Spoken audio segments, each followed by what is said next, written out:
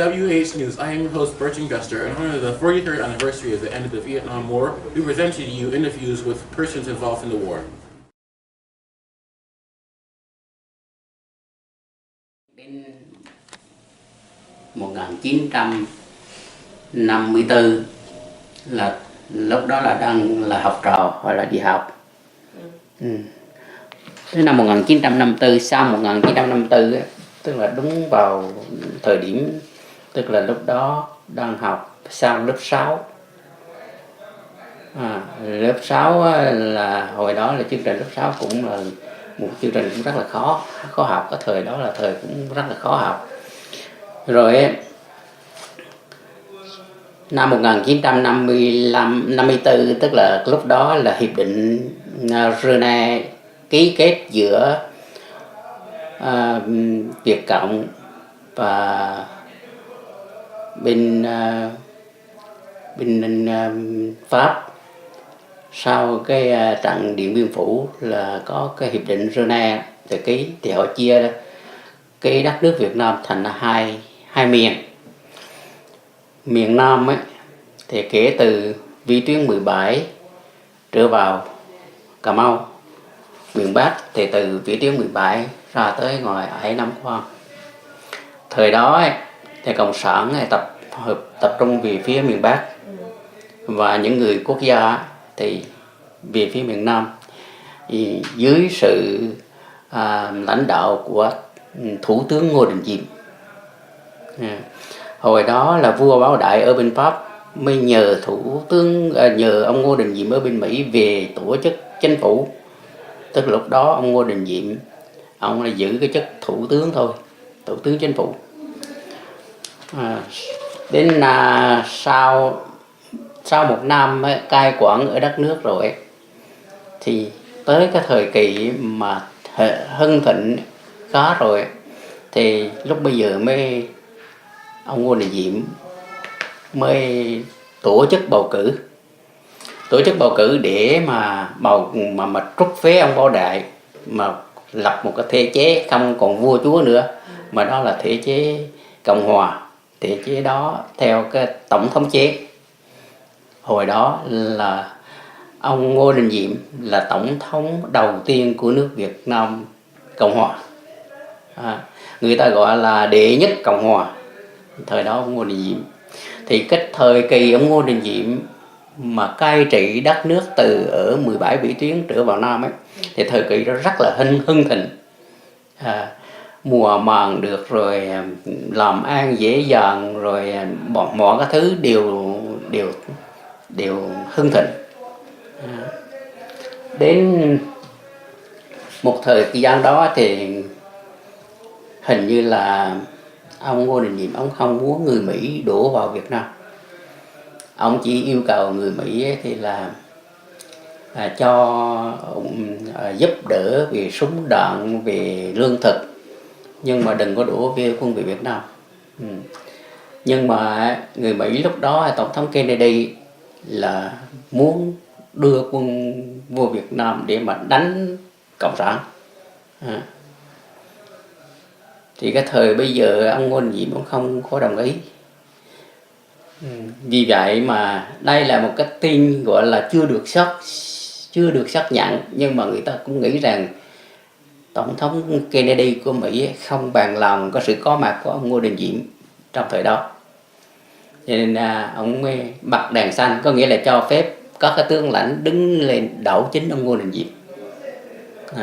Tức là lúc bây giờ, thời bây giờ đảo chính ông Ngô Đình Diệm rồi, đúng vào cái năm 1963, khoảng đầu năm 1963 thì ông Ngô Đình Diệm bị đảo chính. Thì cái thời mà Mỹ đến là năm 64 mới đổ vô. Nhưng mà trước đó 1955 đến 1960 thì ông làm thông tin tuyên truyền văn nghệ trong xã để mà chống lại chế độ cộng sản. Đó là tham gia chính quyền của ông Ngô Đình Diệm. Nhưng mà chỉ làm ở trong xã thôi. Tới năm 70 đến năm 72 ấy, thì ông mới làm ra ngoài tỉnh. Ra ngoài tỉnh làm với cái tư cách là một thư ký đánh máy cho ty cảnh sát quốc gia trong cái băng căn cước bọc nhựa. Thì lúc đó cái băng căn cước bọc nhựa nó được đặt dưới quyền của ty cảnh sát quốc gia Quảng Nam. Khi mà ông Ngô Đình Diệm bị đảo chính năm 1963 thì tỉnh Quảng Nam được chia ra làm hai. Từ Thăng Bình, từ các quận Thăng Bình, quận Điện Bàn trở vào thì được gọi là tỉnh Quảng Tín.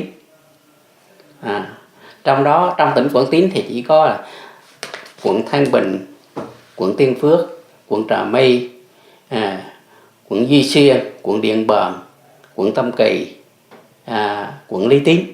Đó là những cái quận mà được chia ra cho cái tỉnh Quảng Tín.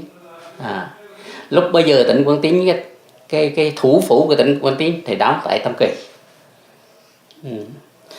Thời bây giờ ấy, thì ông đang làm băng căn cước bọc nhựa tỉnh Quảng Nam, bây giờ được chia về Quảng Tín, cho nên do đó ông cũng đi trở về Quảng Tín để làm việc trong cái băng căn cước đó. Đến năm 1964 ấy, tức là thời đó không còn ông Ngô Đình Diệm nữa, mà thời đó là ông Nguyễn Khánh. Ông Nguyễn Khánh lên là làm tổng thống. Thì trong cái thời kỳ ông Nguyễn Khánh đó là cứ trao đổi hay người thay đổi cái này thay đổi cái kia, cho nên là người thì một ít người là giữ chức một ít, cho nên nó lộn xộn, không có căn cứ được.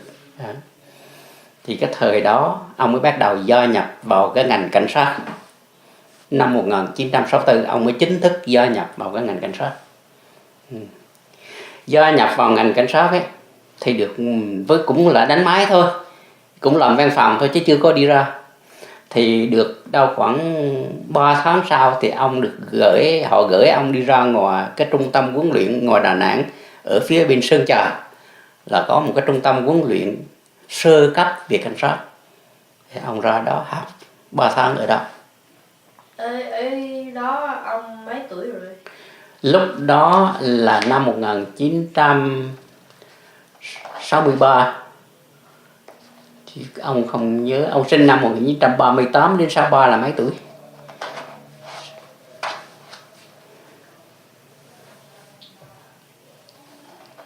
38 đến 48. 963 thôi.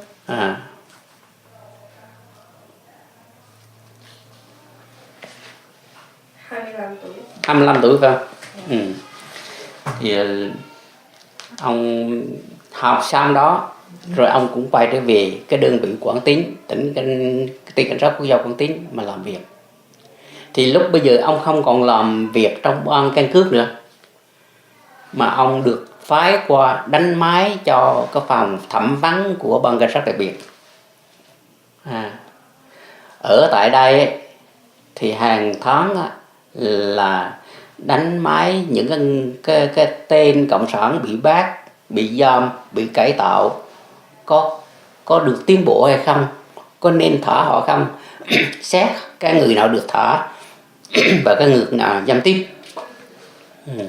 Thì mỗi lần đánh xong cái list đó thì ông là đem qua bên tỉnh, ông mang cái đó qua bên tỉnh để tỉnh ký duyệt, ký xét, rồi họ ký rồi bên ông phó tỉnh trưởng, tức là ông nói lúc bây giờ là ông giữ chức vụ là Ủy ban An ninh tỉnh, ông ký ông ok ấy, thì những cái người đó mới được thả hay được người giữ là thì hàng tháng ông làm cái chuyện đó, cho nên ông rất quen với những người bên thủ phủ của tỉnh. Vậy cho nên ấy, khi mà ông đi qua đó rất là dễ dàng, trong khi những người khác đi qua rất là khó, dầu họ có chức vụ cao họ cũng đi qua đó họ rất là khó. Thì vì qua đó cho nên ông cũng được nắm được chút ít, biết được cái này cái nọ.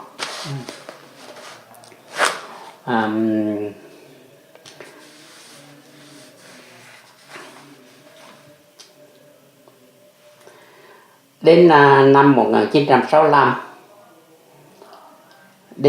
từ 1965 đến 1971, thì lúc bây giờ ông mới chính thức chuyển cái ngành cảnh sát của ông qua cảnh sát đặc biệt.